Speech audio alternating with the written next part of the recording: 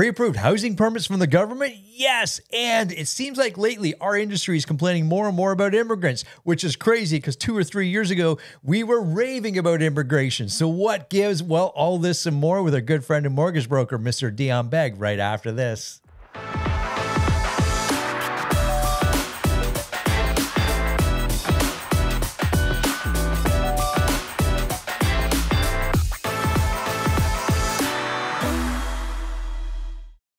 Here we are, my friends, with Mr. Dion Begg, our favorite mortgage broker in all of the land. How you doing, my man? Excited for the holidays, Gary. Been counting down. Good time of year. Good time of year. That's right. We were just kind of chatting offline, and we feel that this is approximately, we're going to have to do some in-depth research on this, but about our 25th episode for the year, which is outstanding. And we've covered a lot of stuff over this past, call it 6 or so months. And we're going to talk about some of that today, Dion. But excited to recap it and see how wrong we were with our predictions. That's right. That's right. I don't know if we're giving high fives now. I like it. Yeah. It's all good. It's all good. Yeah. I don't know if any of our predictions were way off base, but if you're never wrong, you're not making enough predictions or taking enough chances. How's that sound? Yeah, that's fair. That's fair. Yes. Yeah. Yeah. You got to be willing to say, they've done, you remember that test? I remember that test years ago.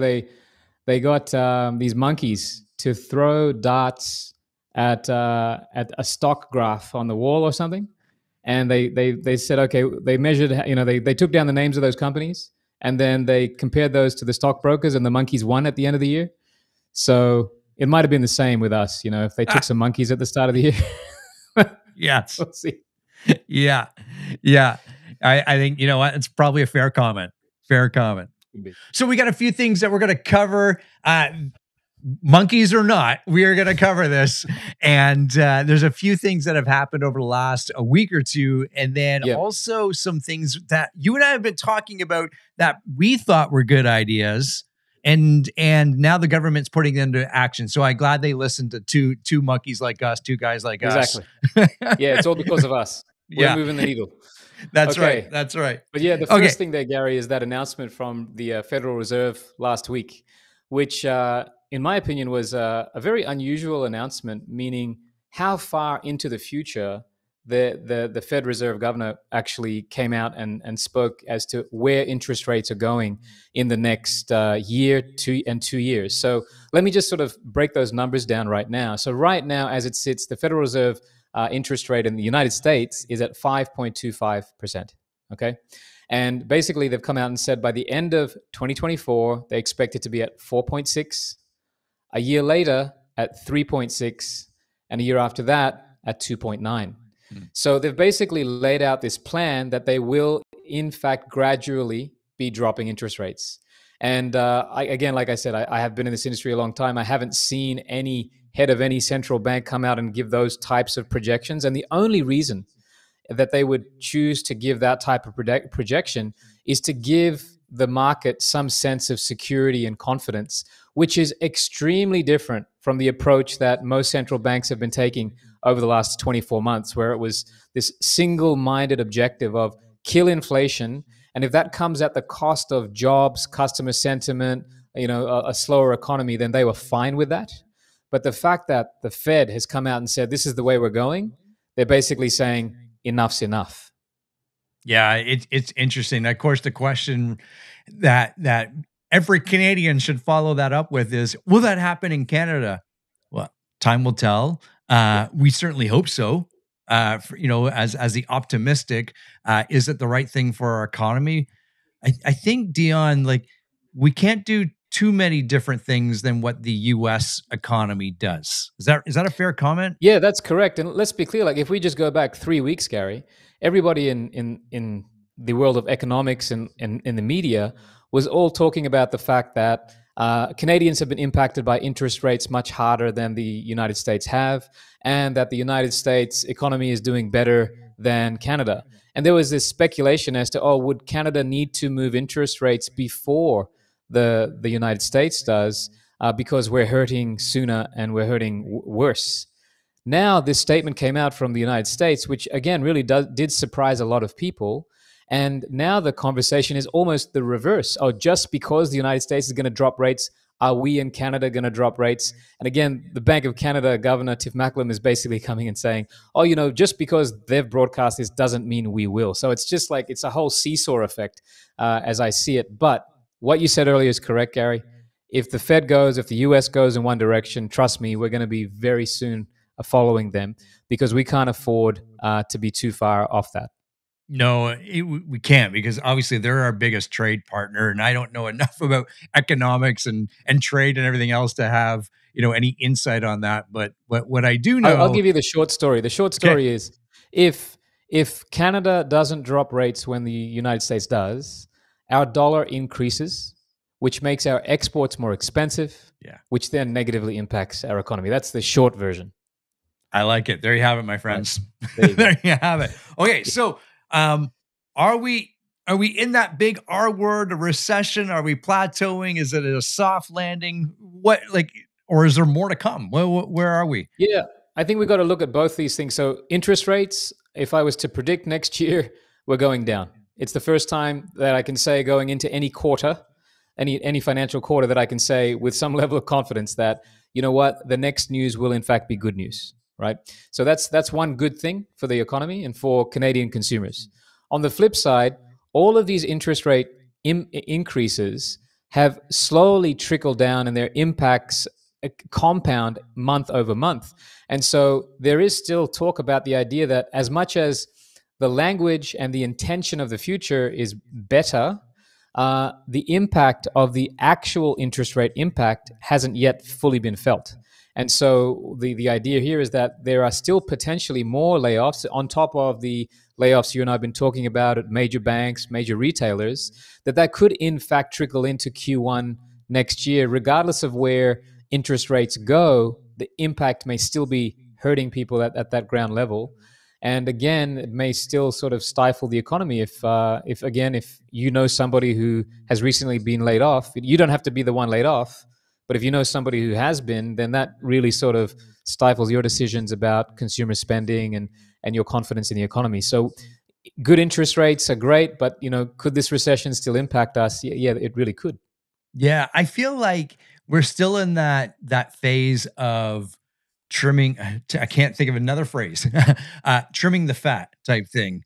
And we talked about it, and I think it was our last video call with some of the banks doing that, right? Oh yeah. Although the banks still So made a tremendous amount of money, they were trimming correct. the people they have on So staff, if I right? remember correctly, both RBC and Scotiabank this year laid off approximately 3% of their workforce.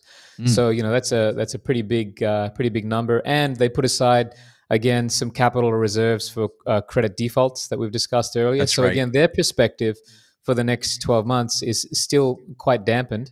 Um, Now, the fact that interest rates are likely going to drop because of this announcement from the Fed, that may then change how they view the future. But as of just 2 weeks ago, their view of the future was again much more depressed than we would otherwise have hoped. Yeah, yeah. And from an outsider looking in, we think back to the time when our favorite um, billionaire, I should say, Elon Musk went and decided he wanted to own one of the biggest social media platforms in the world, and he did. He went and bought Twitter, turned it into Yep. X. Yep. And the lesson that many businesses are taking from that is he went in and not only trimmed the fat, he cut divisions and jobs, Yep. everything, because he knew, or they were able to see that this beast of a company had way too many employees for the services that they were offering, in a sense.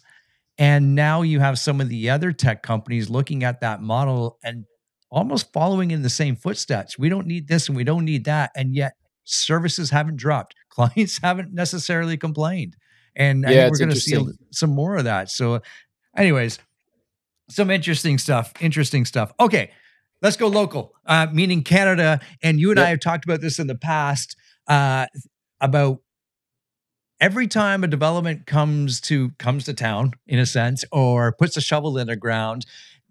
9 times out of 10, they have their unique, up to 20, 25, 30 different model homes and Mm. variations. And they got to go to the local communities or the local business development offices or planning departments, I should say, to get those permits approved. And everyone needs to be approved and needs to be detailed. And every plan is slightly different. And we talked about this. How do we make it the same? Yeah. So pick us up or pick up on that comment there.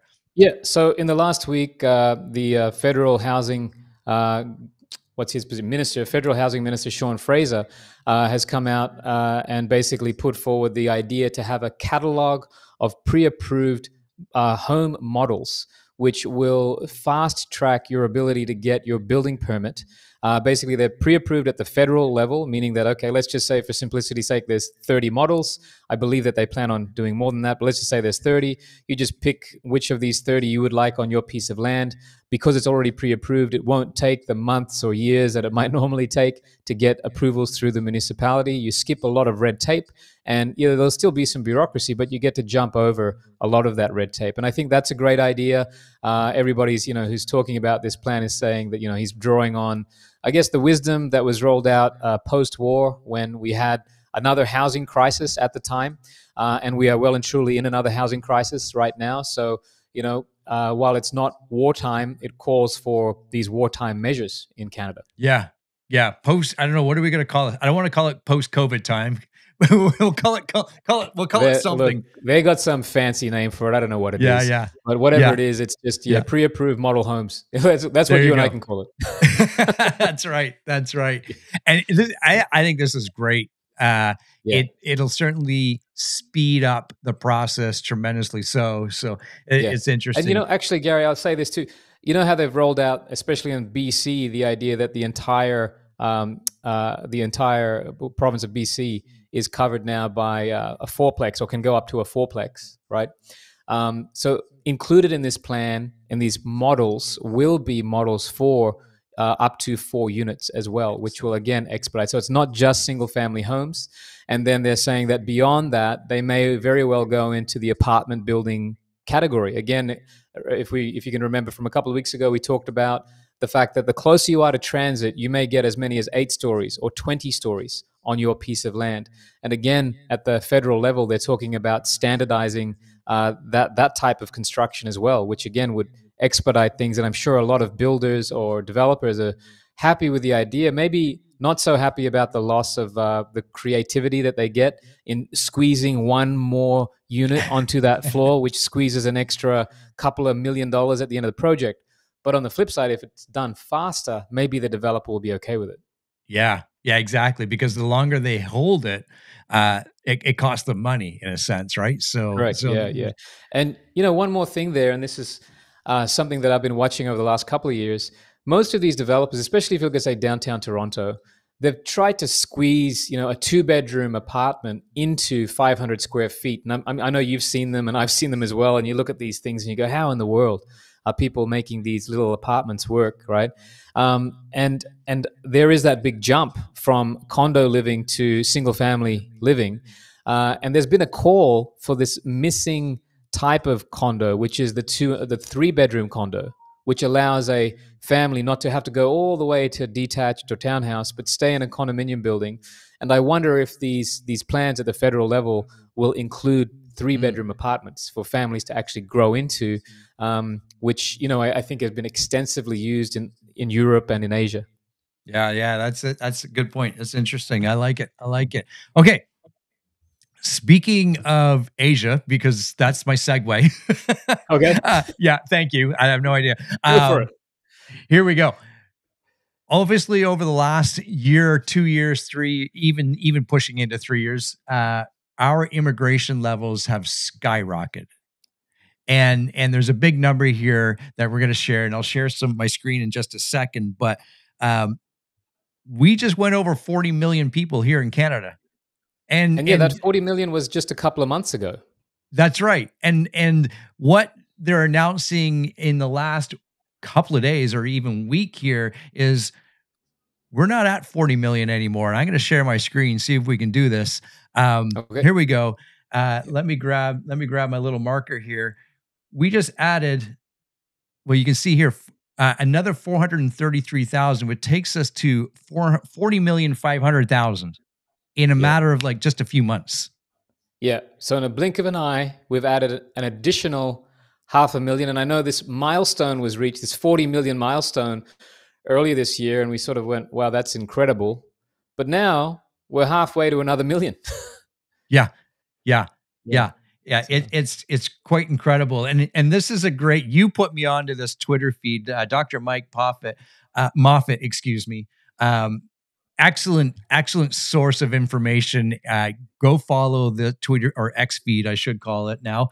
And really interesting numbers that he dives into and provides the facts here. And you can see the annual population growth and what that looks like. But more importantly, perhaps, Dion, excuse me, uh, our students or the international students that are coming to Canada, they're now having to qualify with slightly additional terms. Talk to us a little bit about that. yes, yes. So in earlier podcast, you and I floated the idea of, when these students get admitted into these universities or levels of higher education, maybe they should be also simultaneously be getting housing, or it should be the onus of the institution to find housing for that student.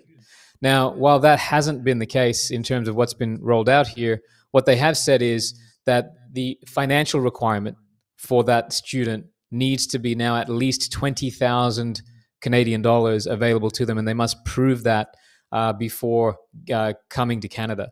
And I think that's going to help a lot, in terms of those students being able to at least afford their housing. But I don't exactly know how it's going to ease the housing burden. Yeah, I'm not sure yet. I'm not sure. And we can all hear and read stories of students being here for 1 or 2 terms and then having or choosing to go back because of lack of housing and things like that. But the interesting thing here is there are still schools here, especially in Southern Ontario, that will provide housing.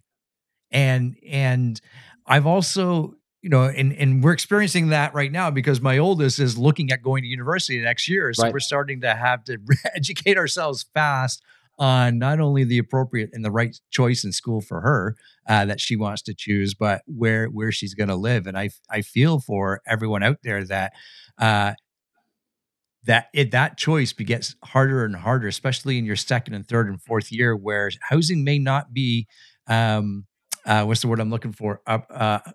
As freely as available, right? So Exactly. it's Thank you. kind of sad, actually, if you think about it, Gary, in that, if you as a 18, 19-year-old are trying to determine your future, what you're going to be working in or what field you're going to be in for several decades, and that decision may be impacted by whether or not you will be able to get housing, and that may impact the major you choose and the university that you choose, right?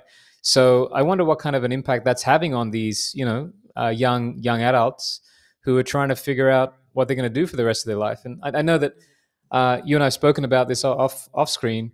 I know of at least one parent who has their son who bought for their son a van, and he parks at York University, and that's where he lives. Right, so he's got a camper van fitted out, and that's where he lives. Winter, summer, doesn't matter.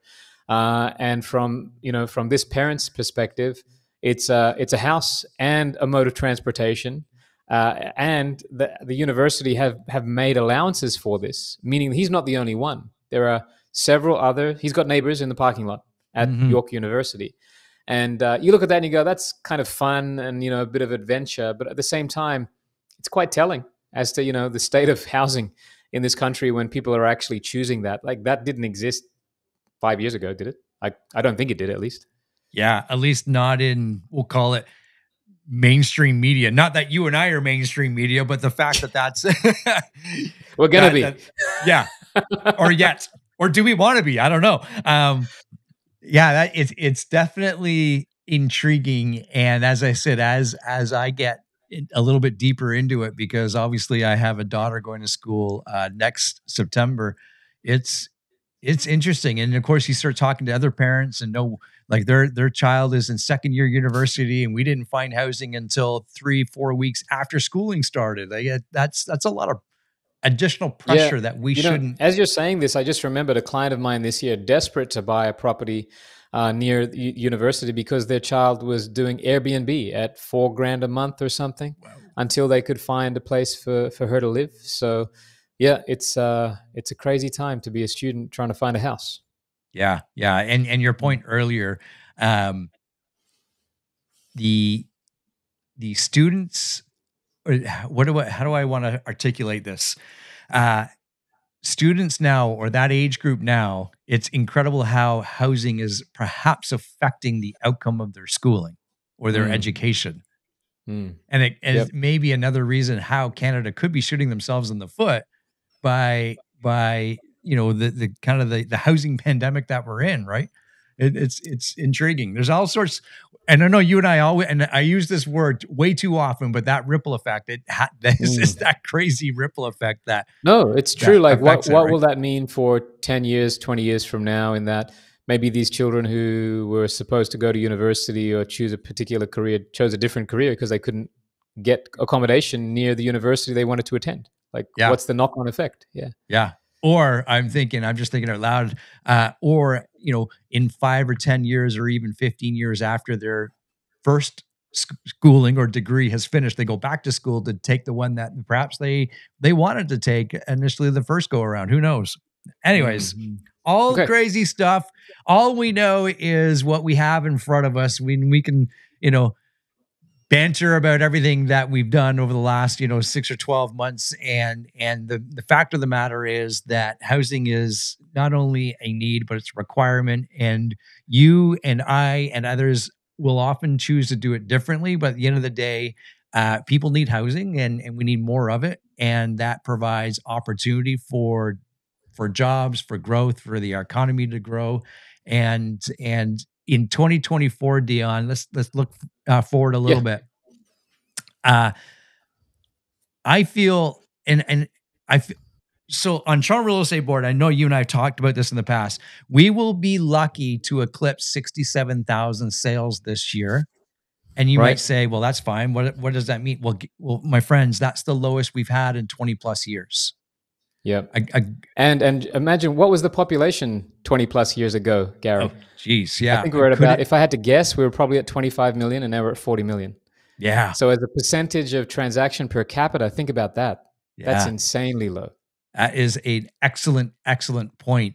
Uh, and even in and we are coming back from a couple of years where we were doing 90, 100, 120,000 sales, which is on the top end, and 120 is the top end, 123 and change, I think it is 124.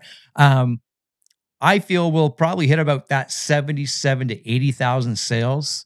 However, for this coming year in Toronto, however, I don't think it's going to start. That momentum will start. I'm probably at the earliest our spring market. So we still have a little bit of time. But what my point that I want to make is it'll feel like it's going gangbusters. Well, once the floodgates open.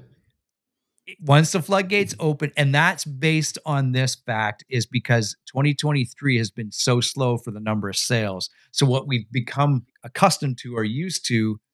And even if we increase by 10,000 sales, which is not a lot in the grand scheme of things, it'll feel like a lot. That's the point. And that's what I think we have to guard ourselves around, especially for those that are in the industry. And if you get caught up in buying or selling, just understand that it still might be a slower year for the amount of sales. It's kind of my Right. point. Yeah. And to that end, and anecdotally, Gary, I can tell you that in the last week, with especially with these announcements from the United States, with interest rates likely dropping, a lot of my clients who have been sitting on the sidelines with pre-approvals, but just sitting and waiting for a sign, have reached out. And they've reached out because this is the sign. This is the sign that they've been waiting for. And they may not jump in January or February, and they may want to see, the actual interest rate drop, which may come as early as March, but likely mid-year. But I will say that by March, there'll likely be enough people who've been encouraged by the news to actually get on the playing field. And the one thing that comes to mind is this saying, you might have heard of it: you marry the house, but you date the rate.